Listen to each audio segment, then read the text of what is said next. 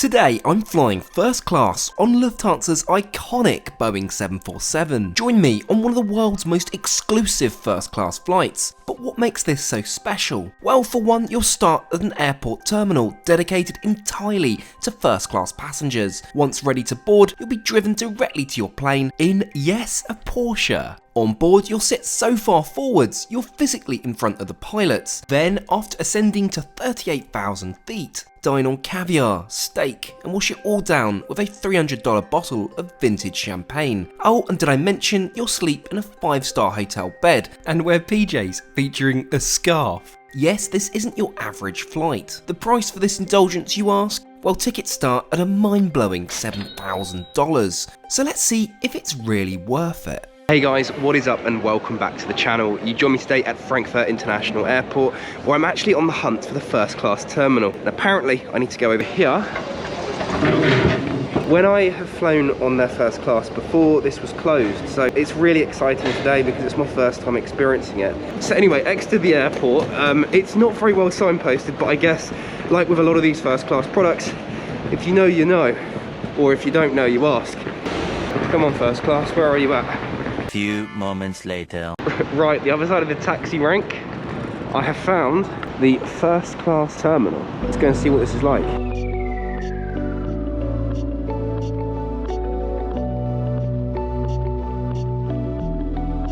Mainly I'm excited because today means I get to add to my collection of ducks. If you know what I mean, keep watching. Dankeschön. We need to check your 2G status. You're vaccinated, plus you have your PCR or antigen test.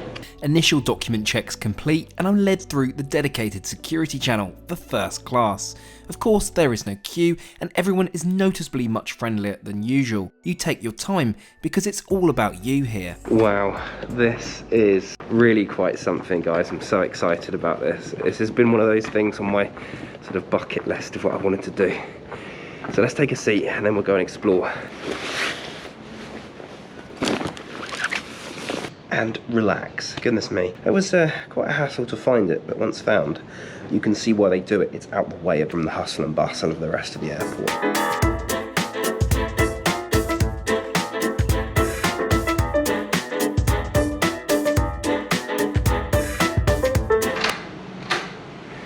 Right guys, I have the essentials. Champagne, ducks, and a dental kit. So what am I doing? I'm having a bath. Yes, I know. It's quite frankly hilarious, but why would you not have a bath in an airport, in a luxury lounge? It's got to be done, right?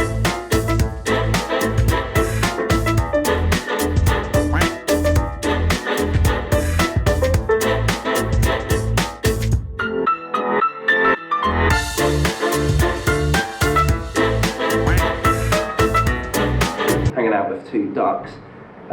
Yeah, I have to pinch myself sometimes. It's a very strange job. All fresh, let's head over to the restaurant, currently serving breakfast. The menu is solid, but not a hit on Air France's Le Premier. With my order placed and cappuccino promptly delivered to my table, I had to wait around 10 minutes for my eggs Benedict. It was tasty, but there was more ham than I could possibly want, but it hit the spot. There we go, that is breakfast done.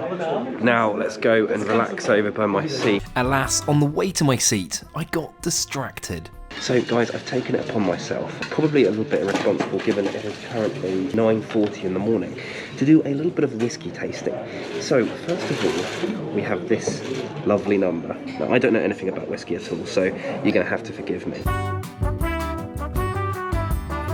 Oh, that is lovely. Of course, me being me, I've got a little bit carried away and decided that, well, let's try some more.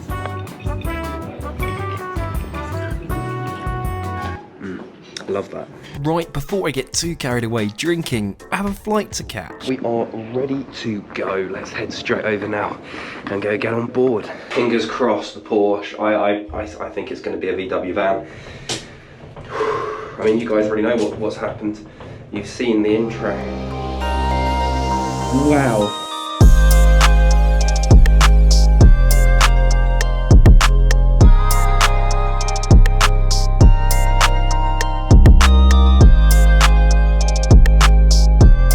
That really was everything I wanted it to be. Being a petrolhead as well as an av geek, it's got to be the best possible way to arrive to your aircraft. Right, let's get down that jet bridge and step on board the Boeing 747, aka the Queen of the Skies. I'm greeted warmly by the Lufthansa crew, and I'm advised I can stow my luggage in my assigned locker before I settle into my seat. I wish more first cabins did this, it's a thoughtful touch. First class is exclusively in the nose of the 747, and I've selected the most forward row, seat 1 kilo, for my flight today. As I've already nodded to, you're actually sat in front of the pilots here, and it's a surreal seat to sit in, especially during takeoff and landing. So guys, it's a welcome on board the Lufthansa 747 in first class. Super excited about this today, as you can probably imagine. I'm just settling into my seat. I've got a delicious glass of champagne that's been poured for me. So first of all, cheers. You probably noticed I've had to mask change. Lufthansa have a rule which is similar to much of Germany at the moment, where you cannot wear a fabric mask, you have to wear a medical face mask. I've got a very fitting Saudi one from Saudi first class, so I guess we'll have that on. As I begin to tuck into my arrival snack of macadamia nuts, the safety video is run. Knowing my pre-departure drinking time is drawing to a close, I promptly speed up the drinking of my champagne. I'm also presented with an unlimited Wi-Fi pass, provided free to all first class customers. I make it time for pushback, and with that the airplane tug shoves us onto the taxiway. I spot an A340 next to us, Lufthansa's only other aircraft with first class offered, given they'd retired their A380s. Let's belt up then. The 747 has a shoulder belt fitted, which converts to a lap belt once airborne. As we taxi out, I spy another 747 glistening in the morning sunshine. It sure is a treat to fly this aircraft today. Within moments we're cleared for takeoff, and with that we hurtle down the runway into the Frankfurt skies, bound for the United States. Today our flight will take us some 7,000 kilometers in roughly 9 hours over to Chicago, Illinois. First things first, let's take a look around my seat. Immediately in front is an ottoman, which doubles as a much appreciated additional stowage. Technically, you could use this as a chair for couples dining, although I don't think it's encouraged due to lack of a seatbelt. To your right is a universal power outlet, a USB charger, which unfortunately didn't work, and a headphones output. Talking of which, your provided noise-cancelling Bose headphones are stowed in this hard-to-open stowage space just above. Down from here lives your IFE remote. This was particularly laggy with the entertainment system, so for this reason I didn't bother using it aside from the maps and camera. To your left are the seat controls, of which you'll see in a minute in action, converting this seat into a comfy bed.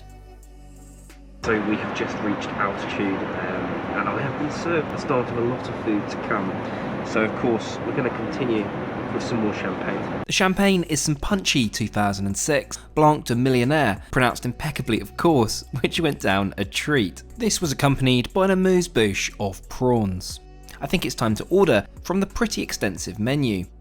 My table is beautifully set, and with that let's start the proceedings with the first class staple, caviar.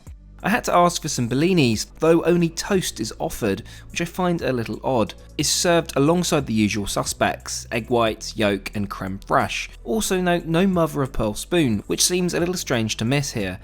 I'm also served some fresh breads alongside butter, olive and balsamic oil. This is all delicious. Next up I go for an additional appetizer of beef ham filled with gorgonzola, dates and some sesame chutney. Quite the contrasts in flavour and sharpness here, harmonising spectacularly in your mouth. Right, next up, and it's on to my chestnut soup with caramelised onions and diced apples. Have to say, this was a little odd, but let's roll with it. After being offered some more bread and a swig of champagne, it's time for my main, the steak of course. Served with a tomato and pine nut crust, sautéed Brussels sprouts and a potato leek puree. It's delicious and thankfully cooked brilliantly, medium rare, which is quite uncommon in the sky. Great work, Lufty. My plate is cleared and I'm offered dessert. I opt for the gingerbread pudding, served lukewarm. It wouldn't be my usual choice, but tasted great, reminding me of the recently departed festive season. To close, I went for the Belgian chocolates. I love how these are served on their own plinth. With dinner service out of the way, let's change into something a bit more comfortable.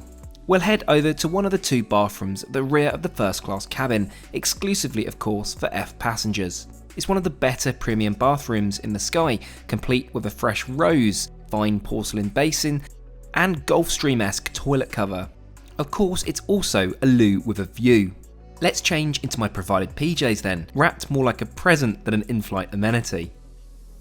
It's also time to kick those Tims off for the second time today. Lufthansa provide one of the best slippers in the sky. Your feet literally sink into the fabric. Outfit change then. This is really comfortable. The collar is a cool touch, but the best bit is the totally unnecessary scarf, of course. After freshening up, the last piece to the first class loo puzzle is to try the La Prairie Skin Caviar at $250 a bottle. It certainly does the job of moisturising, but crikey, that's a punchy skincare routine. Let's head back to the seat then. It's time for a nap. I take my slippers off and stow them under my seat. You can see my bed has been expertly made up by the cabin crew whilst I've been in the bathroom, complete with a proper duvet, mattress pad and fluffy pillow. It's a dreamy setup. The only issue is how exposed you are. Yes, you have a part privacy shell, but you can see clearly 1 alpha from your sleeping position. With that, I'm off, dreaming about Porsches and MR redemptions. My only complaint about the bed would be the cabin temperature itself, which was certainly on the warm side this afternoon. I awake feeling semi-refreshed, albeit a little confused about where in the world I am. It's a common occurrence. Funnily enough, it's time for the next round of food service. They really are going to need to roll me off this aircraft today. To start, I select the Arabic Meze, a personal favourite. This is served hilariously with a German pretzel and some authentic Arabic bread. The Meze is fresh, tasty and reminiscent of my Qatar and Emirates experiences. Not quite there, but not far off. Next up, I opt for the chicken sliders. Kind of like a burger, but clearly just bunged in the microwave or similar. It's tasty, but nothing really premium about it. The beetroot chips are a nice addition though. As we continue to hurtle through the North American sky, I think it's time for a caffeine hit. I go for a cappuccino, which is light and authentic. Clearly, they have a proper espresso machine on board. I ask for some more of those tasty Belgian chocolates, which again are presented on their plinth. A few minutes later, the captain announces we're starting our descent into Chicago. So after a quick outfit change and a momentary glance upstairs into business class, it's not a great product by the way. The 2-2 layout is so last decade. And with that, we skim over the Illinois skies onto our final destination of Chicago. My final thoughts of today's trip then are that Lufthansa deliver a competitive all-round first-class product. It holds its own against the Middle Eastern carriers, and coupled with some of the best ground service in the world, it's among my top 5 F products. The limitation though is the seat. It's exposed and dated, and lets the overall experience down. Hopefully the rumoured 777X F product provides a fully enclosed suite, as is to be expected in first class. Right guys, so welcome to Chicago. I hope you enjoyed that flight. As you can see, it was pretty epic indeed. Thanks so much for watching guys, and I'll catch you all again next week.